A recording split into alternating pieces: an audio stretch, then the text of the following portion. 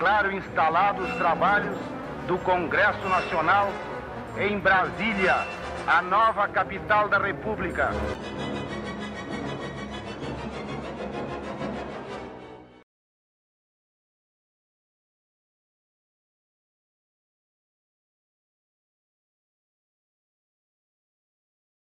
Kubitschek mais uma vez faz ligeira estada em Brasília.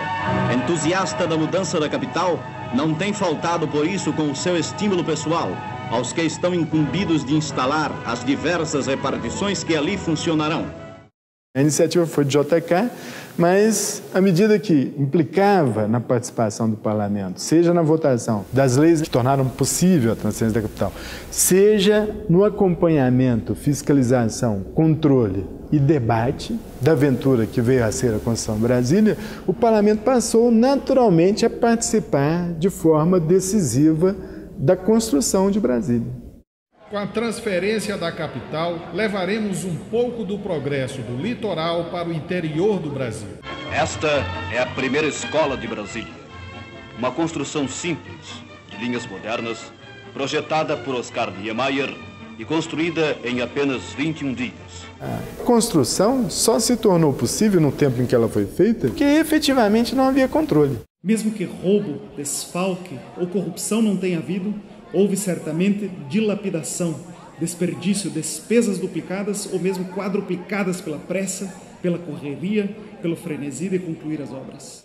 A Câmara UDN era um dos principais partidos. De lá, sim, vinha um sentido de oposição enorme que questionava a todo momento a construção da capital. Ou o senhor Juscelino Kubitschek acaba Brasília, ou Brasília acaba com o senhor Juscelino Kubitschek. O problema é de sua excelência. Casacerda era incisivo nesse ponto, que Brasília havia sido fruto de uma vontade tempestiva do presidente, só tornada possível pelo desvio, pela corrupção, pelo roubo sancionado. Isso vai subsidiar, por sua vez, pedidos por parte da UDN de abertura de CPI, CPI da Nova Cap, CPI da Constituição de Brasília. Nosso país certamente há de irradiar-se de Brasília, com alto sentido de justiça, sem preterições e sem preferências.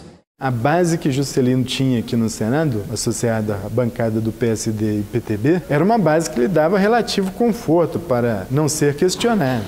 Então a oposição no Senado é uma posição mais discreta, embora não menos incisiva nos seus argumentos. Como soldado já dormi até em barraca, mas posso ir morar numa barraca em Brasília como senador da República?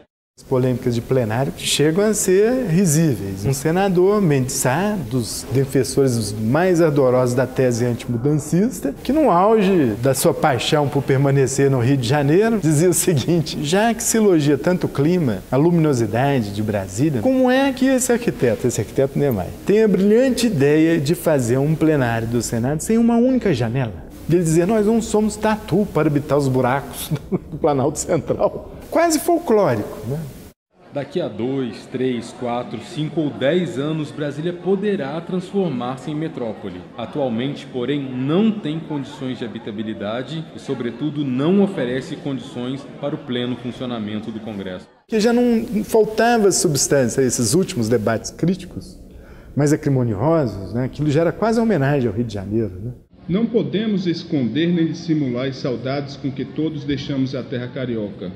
Mas o interesse maior do Brasil exige que a deixemos e o fazemos certos de que estamos praticando um ato de sadio patriotismo. No local em que será a Praça dos Três Poderes, o ministro Eurico Salles assiste o senhor Israel Pinheiro acionar a máquina para o batimento da primeira estaca do Palácio do Congresso Nacional. Antes da transferência para Brasília, nós tínhamos o Palácio Monroe e o Palácio Tiradentes, a sede do Senado e da Câmara, respectivamente, em lugares bem separados e distantes. Não pense que essa contiguidade espacial foi uma questão fácil de se resolver, pois os hábitos estavam estabelecidos, as casas tinham identidades muito diferentes. O ritmo e a forma em lírica expressão arquitetônica transparecem nos edifícios monumentos levantados do fabuloso triângulo da Praça dos Três Poderes. O prédio do Congresso é o maior prédio de Brasília. Ele chega no mesmo nível da esplanada, aqui as duas cúpulas, a aberta e a em posição invertida do Senado, e daqui você tem um outro plano que faz com que a esplanada desça. E a gente observa isso pelo movimento das duas vias laterais ao edifício do Congresso. E o Palácio do Planalto e do STF estão aqui num plano mais abaixo. Os palácios são verdadeiros símbolos de um novo mundo de beleza e de novos valores plásticos. O que dá coesão à República, o que dá estabilidade a ela é a representação política concentrada aqui no prédio do Congresso Nacional, na medida em que ele é a sede da representação popular. Inclusive no próprio plano de Lúcio Costa, no momento em que ele descreve a posição do prédio na esplanada, chamando atenção para que o prédio tivesse que ter uma posição de destaque e, ao mesmo tempo, que fosse o elemento quase de ligação entre os poderes.